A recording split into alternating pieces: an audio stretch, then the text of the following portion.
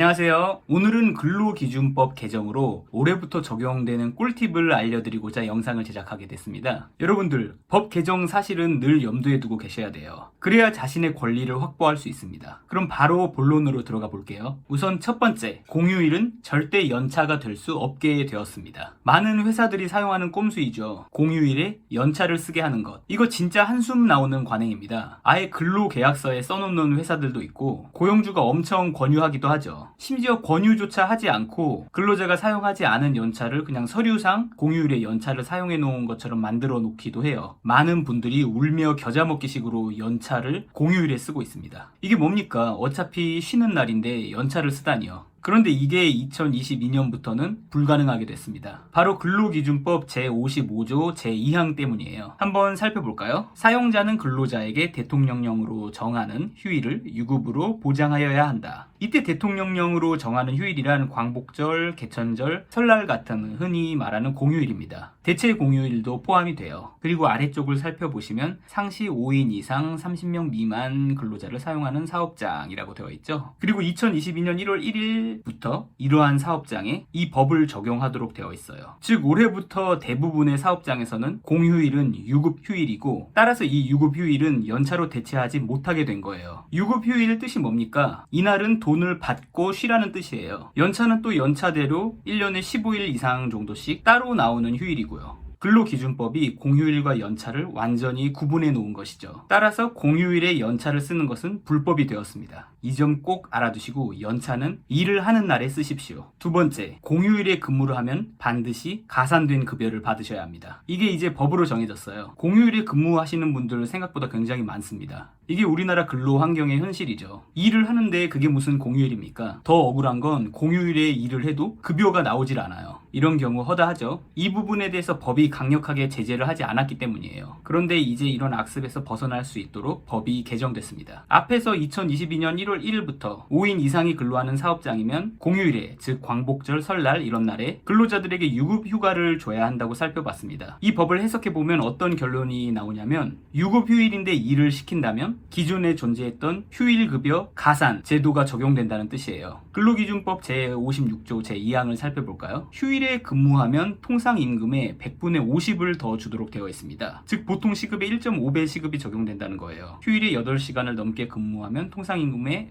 100분의 100, 즉 2배를 받도록 되어 있고요. 그런데 이 법이 소규모 사업장들, 즉 5인 이상 30인 미만이 근로하는 사업장에는 적용이 안 됐었어요. 왜냐? 앞서 보았듯이 소규모 사업장에 공휴일이 법적으로 유급휴일이 된 건 2022년 1월 1일부터였으니까요. 하지만 지금은 2022년 1월 1일이 지났죠. 즉 위 휴일 가산금 지급과 관련된 법이 소규모 사업장에도 적용되게 된 거예요. 따라서 내 사업장이 5인 이상이 근로하는 사업장이다라고 한다면은 공휴일에 근무를 한다면 반드시 휴일 근무 가산금을 받으셔야 합니다. 법적으로 받을 수 있도록 되어 있고요. 여러분들에겐 그런 권리가 있는 거예요. 그런데 사실 현실적인 문제가 있습니다. 많은 분들이 이러한 법률 지식을 얻고 난 이후에도 이 법률 지식을 제대로 활용하지 못하세요. 왜냐? 우리는 의뢰의 입장에 있잖아요. 받아야 하는 건 알겠는데 달라고 회사에 말을 할 수가 없는 거죠. 내가 달라고 말을 했는데 회사에서 안 준다고 버틴다면 당장 퇴사하고 다른 직장을 찾아볼 수 없는 상황이라면 나만 사장님한테 찍힌 직원이 되는 그런 불상사만 발생하게 되는 거죠. 이럴 때는 어떻게 해야 할까요? 변호사로서 팁을 드리자면 늘 기록해 두시라는 거예요. 항상 증거를 남겨놓으세요. 내가 공휴일에 출근해서 일을 했다면은 그거를 기록으로 남겨놓으세요. 몇 월 며칠 어떤 공휴일에 내가 회사에 나가서 몇 시간 동안 무슨 일을 했다. 그 일에 관련된 증거도 남겨놓으시면 좋고요. 공휴일 일자가 찍힌 내가 보낸 이메일이라든지 그리고 내가 공휴일에 나와서 일을 한다면 그 사실을 동료 직원들한테도 이야기를 하세요. 카톡으로 이야기하면 대화 기록이 남으니까 더 좋겠죠. 예를 들어서 직장 동료에게 나 공휴일에 일하게 됐어요 라고 하면 직장 동료가 안 됐어요 이런 종류의 답변을 해주실 텐데 이런 대화 기록들을 남겨놓으면 나중에 내가 공휴일에 일을 했었다라는 증거가 되는 거죠. 공휴일인데 나는 연차를 썼다 이런 것도 다 기록으로 남겨두시고요. 휴일에 출근한 날에 요즘에 일자가 찍히는 사진 앱도 많잖아요. 내가 사무실에 출근해서 사무실에 앉아있는 나의 모습도 찍어두고 이렇게 증거를 착실히 모아놓으시면 나중에 퇴사하실 때 내가 못 받은 임금을 내놓으라고 회사에 요구할 수 있어요. 회사에 다니는 중간에는 아무래도 자기 주장을 하기가 힘들죠. 하지만 퇴사를 하는 시점엔 내가 받지 못한 임금들, 내가 누리지 못한 권리들은 행사를 해야죠. 요즘에 평생 직장이 없습니다.